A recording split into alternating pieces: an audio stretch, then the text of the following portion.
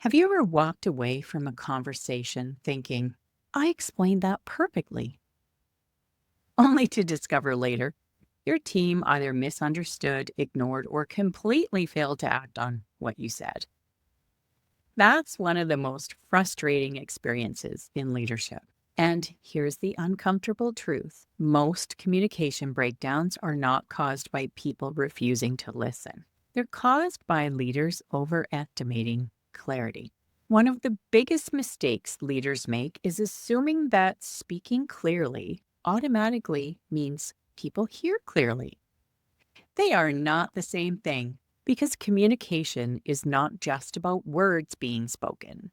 It's about timing, emotional state, trust, context, processing style, assumptions, environment, and power dynamics. And if any of those things is off, communication starts leaking energy.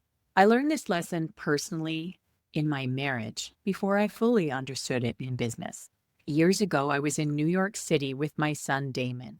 We were visiting the iconic places: Central Park, Times Square, Grand Central Station, Broadway, all the things. And during that trip, something clicked for me after reflecting on Simon Sinek's work about innovation and adoption styles. Totally unrelated to marriage. But bear with me. I realized something really important. I'm naturally an early adopter. My husband, Randy, processes differently. I would think about an idea for days or weeks, then enthusiastically present it to him, expecting immediate excitement. Instead, I often got hesitation, questions, silence, or very practical concerns.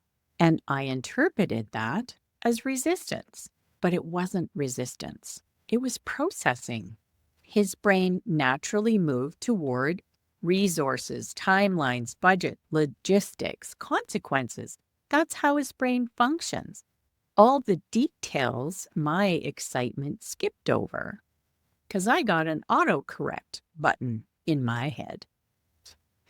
But that realization changed everything, because I stopped making his communication style mean rejection. And honestly, leaders do this to their teams all the time. They communicate in the style that makes sense to them, rightly so, without considering how the other person receives information. Some people process verbally, some visually, some emotionally or analytically. Some need reflection time, and some need context first. And when leaders ignore those differences, they accidentally create communication gaps while believing they were perfectly clear. Now, let's go deeper. Many leaders think communication problems are about speaking, but often they are actually about listening. Not passive listening, deep listening, the kind of listening that notices confusion, hesitation, fear, overwhelm, emotional shutdown, or unspoken concerns. Because that kind of communication is silent, it comes through body language. Because sometimes people nod in meetings while internally thinking, I have no idea what you actually want.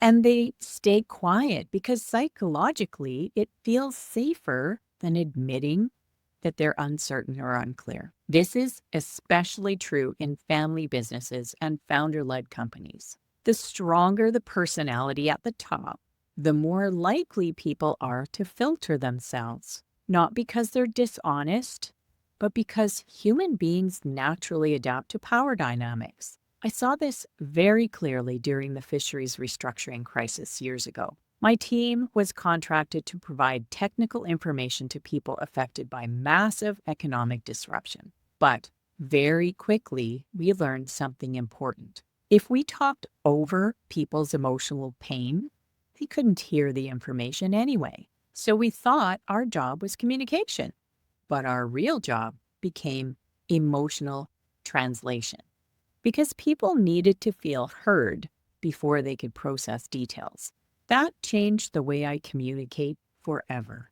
Because leadership communication isn't simply delivering information, it's creating conditions where information can actually land. And here's another layer leaders often miss: people interpret communication through past experience. One employee hears feedback as helpful, another hears nothing but criticism. Someone else hears urgency. It's got to be done right now. And another hears disappointment.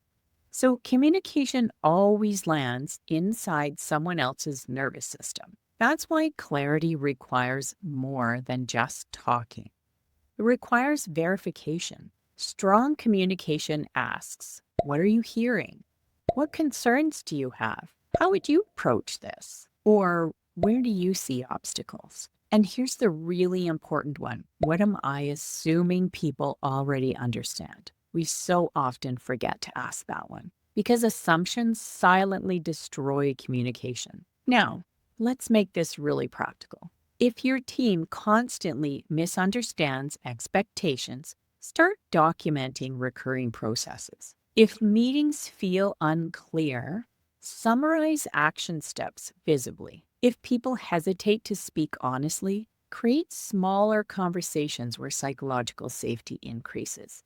Because not everyone is going to have the courage to speak up at a meeting. And if communication keeps breaking down, don't just repeat yourself louder. That rarely works. Clarity is not volume. Clarity is alignment. So here's the question: when your team doesn't follow through, are they actually resisting you, or are they trying to navigate unclear expectations, emotional pressure, and invisible assumptions? Because once leaders stop treating communication as information delivery and start treating it as shared understanding, everything changes.